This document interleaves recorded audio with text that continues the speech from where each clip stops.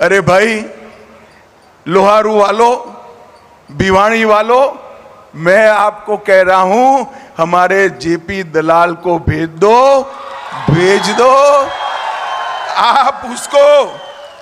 आप उसको विधायक बनाकर भेजो। इसको बड़ा आदमी बनाने का काम भारतीय जनता पार्टी करेगी।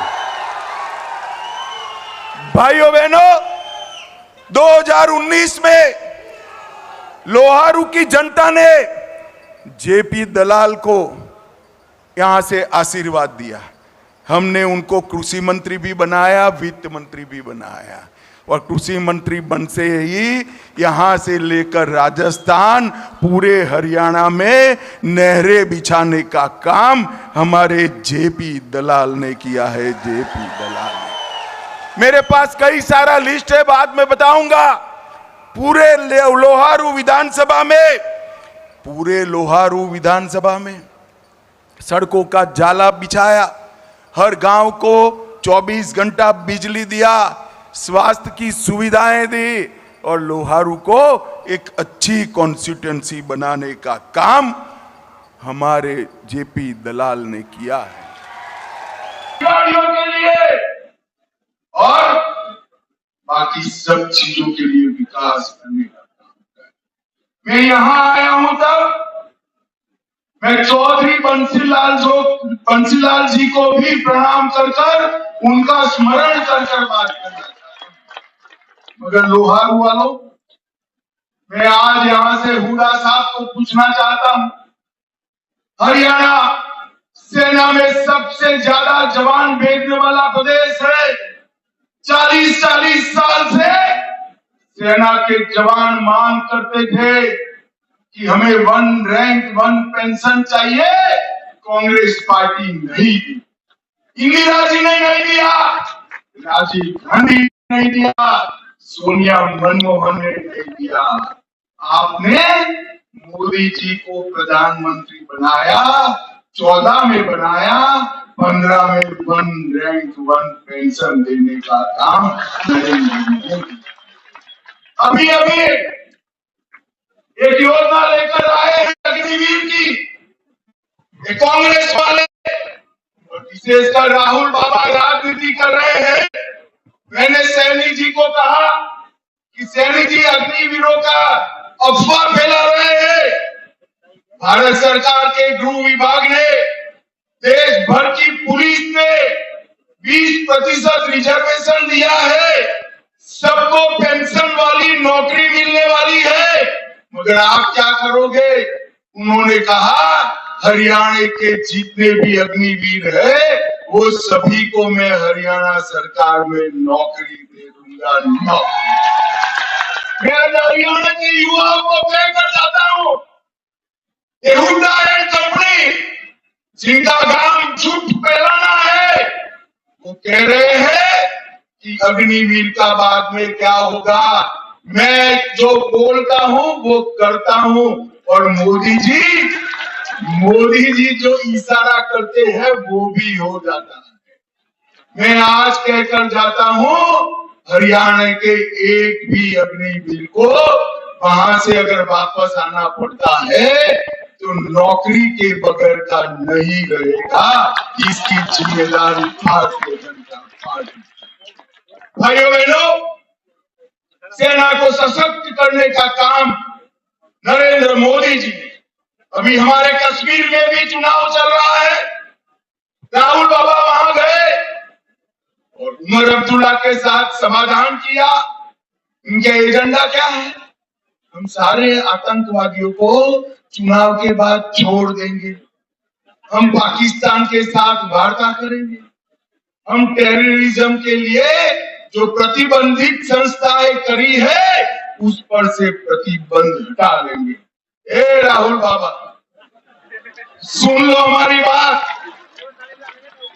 ऊपर नरेंद्र मोदी बैठे हैं, नीचे भी आपकी सरकार नहीं बनी है। जब तक भारतीय जनता पार्टी है, कश्मीर के ऊपर आंख उठाकर कोई देख नहीं सकता। मुझे बताओ लोहारू वालों, धारा 370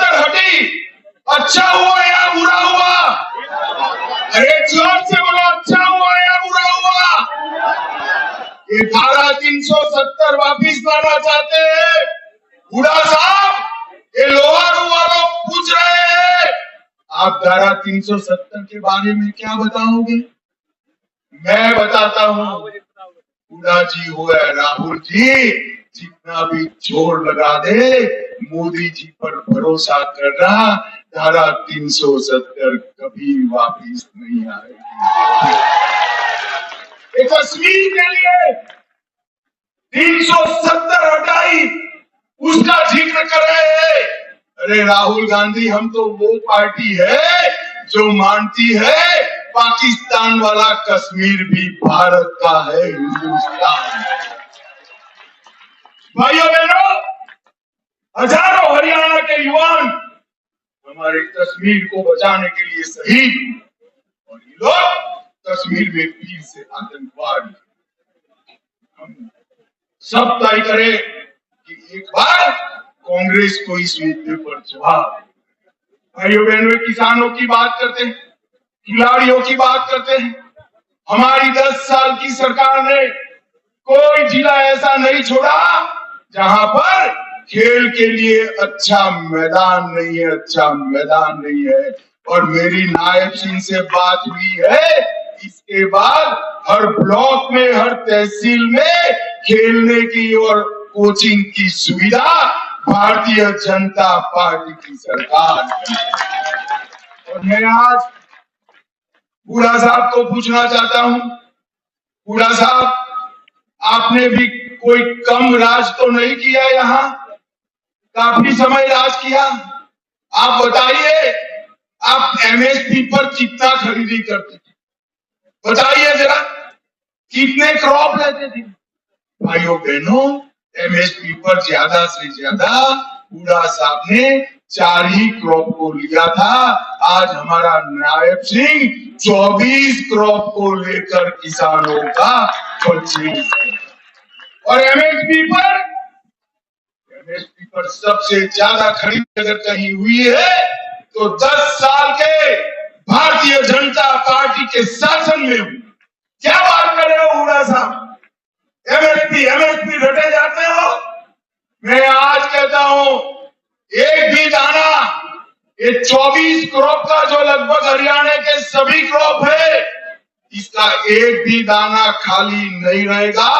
नायब सिंह आपका एक एक दाना खरीद कर लेंगे, एक एक दाना। भाइयों बहनों, हरियाणा ने हमेशा मोदी जी को आशीर्वाद दिया। 14 में आए, 4 की जगह 47 सीटें दी। 19 में आए, सरकार बनाई। अब 24 में आए हैं, बनाओगे या नहीं बनाओगे? अरे जोर से तो बोलो, बनाओगे या नहीं बनाओगे? अभी मैं दिल्ली एयरपोर्ट पर लेट हो गया, कोई पत्रकार का फोन आया कि साहब हरियाणा जा रहे हो? मैं कहा हाँ भाई, हरियाणा जा रहा हूँ। उन्होंने कहा वहां कांग्रेस की आपसे लड़ाई नहीं है, मतलब बीजेपी से नहीं। मुझे आश्चर्य हो गया, क्या बात कर रहे हो यार, 2 ही पार्टी है वहां, कांग्रेस और भाजपा। तो कांग्रेस की किसके लड़ाई है? कि उनकी लड़ाई कांग्रेस के साथ ही है। 4 लोग मुख्यमंत्री बनना चाहते हैं और एक दूसरे को हराना चाहते हैं। मुझे बताओ भाई, जो पार्टी अंदर अंदर लड़ने का तय करी हो, वो चुनाव जीत सकती है क्या? अरे जोर से तो बोलो, जीत सकती है।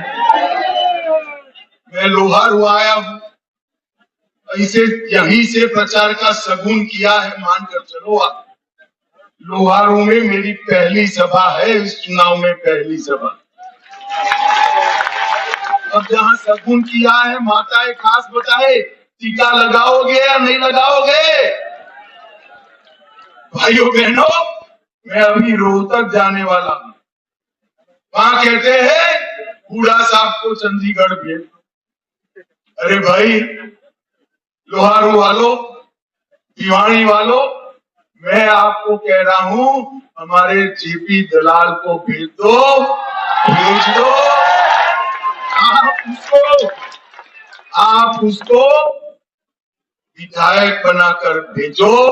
इसको बड़ा आदमी बनाने का काम भारतीय जनता।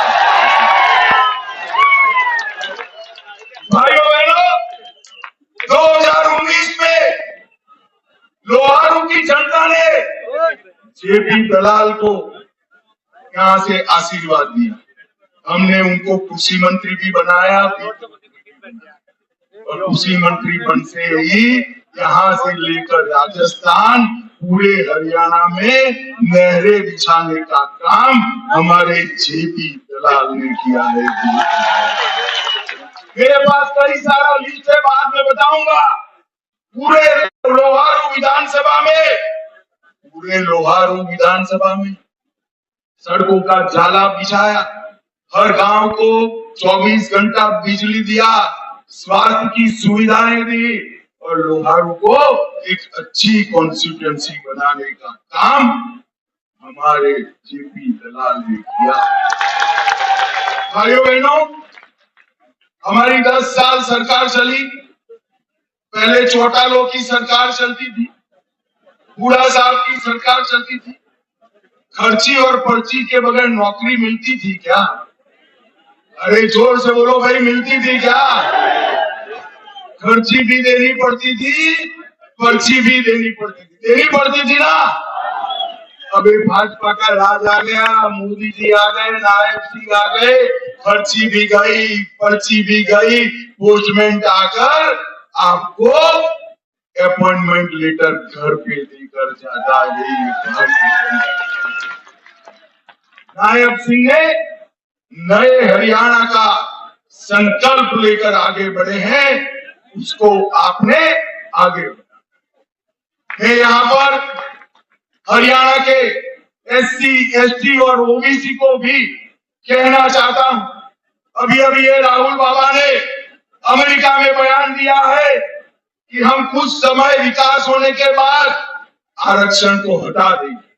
राहुल बाबा, अपने कश्मीर में भी ये कहा, कश्मीर में हमने एससी, एसटी और ओबीसी का जो आरक्षण दिया है, इसको वो हटा देंगे। मगर आप चिंता मत करो लोहारू वालों, मैं कहकर जाता हूं, राहुल बाबा क्या कोई भी आ जाए, जब तक भाजपा है आरक्षण को हम छूने नहीं देंगे। भाई और बहनों, आज यहाँ पर जब हम आए हैं तो कांग्रेस का 10 साल का शासन था, इसमें निवेश और नौकरी दोनों को बर्बाद करने का काम किया था। और आज यहाँ पर मैं आया हूं तब सिर्फ भिवानी जिले का बात करना चाहता हूं। अकेले भिवानी जिले में मोदी जी ने 1,40,032 किसानों को 297 करोड़ रुपया सीधा बैंक अकाउंट में पहुंचाने का काम। अकेले भिवानी जिले में 67,800 हेक्टेयर भूमि सिंचाई कर उत्पादकता बढ़ाने का काम किया और 6,49,000 लोगों को 5 लाख तक का पूरा खर्चा माफ किया है। हेल्थ के बारे में ऑपरेशन हो, अस्पताल हो, दवाइयां हो, चेकिंग करना हो, मगर अब कोई आय की सीमा के बगैर करोड़पति हो या करोड़पति हो, सभी 70 साल के ऊपर के लोगों को और 5 लाख देने का काम भारतीय जनता पार्टी की नरेंद्र मोदी। भिवानी जिले में 535 करोड़ से मेडिकल कॉलेज बनाया, नए 4 सरकारी कॉलेज खोले, कृषि विद्यालय गोकलपुरा में बनाया और लगभग 30 करोड़ लोहारू में और बेहल में 14 करोड़ की लागत से विश्वविद्यालय और महिला कॉलेज की स्थापना भारतीय जनता पार्टी।